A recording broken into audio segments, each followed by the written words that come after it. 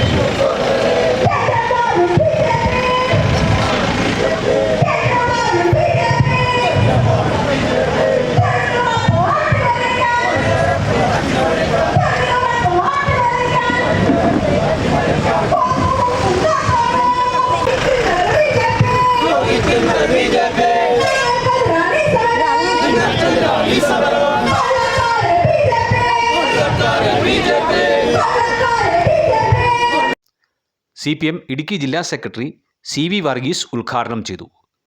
കേന്ദ്ര സർക്കാർ തൊഴിലുറപ്പ് പദ്ധതി ഇല്ലായ്മ ചെയ്യാനുള്ള നീക്കത്തിലാണെന്നും ഇതിനെതിരെ ശക്തമായ പ്രക്ഷോഭ പരിപാടികൾ ആവിഷ്കരിച്ച് നടപ്പിലാക്കി വരികയാണെന്നും അദ്ദേഹം പറഞ്ഞു.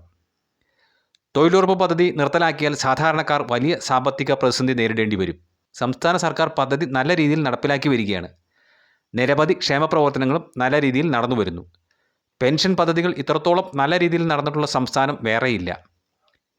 കഴിഞ്ഞ 10 വർഷത്തെ വികസന പ്രവർത്തനങ്ങൾ സംസ്ഥാനത്ത് വലിയ മാറ്റമാണ് സൃഷ്ടിച്ചിട്ടുള്ളത്. അതുകൊണ്ട് തന്നെ ആസന്നമായ തെരഞ്ഞെടുപ്പിലും LDF സർക്കാർ അധികാരത്തിലെത്തും, അദ്ദേഹം വിശദമാക്കി. മുൻ കാന്തല്ലൂർ പഞ്ചായത്ത് അംഗം കൊച്ചു ത്രേസ്യ അധ്യക്ഷത വഹിച്ചു. CPM ജില്ലാ കമ്മിറ്റി അംഗം M. Lakshmanan, Kanthalloor panchayat president S. Sivanraj, member CPM area secretary B. Sijimon, മുൻ മറയൂർ പഞ്ചായത്ത് അംഗം അംബിക എന്നിവർ പ്രസംഗിച്ചു. ന്യൂസ് ഡെസ്ക് BJP ഗവൺമെന്റ് അധികാരത്തിൽ വരുമ്പോൾ വലിയ വാഗ്ദാനങ്ങളാണ് ഇന്ത്യയിലെ ജനങ്ങൾക്ക് നൽകിയത്.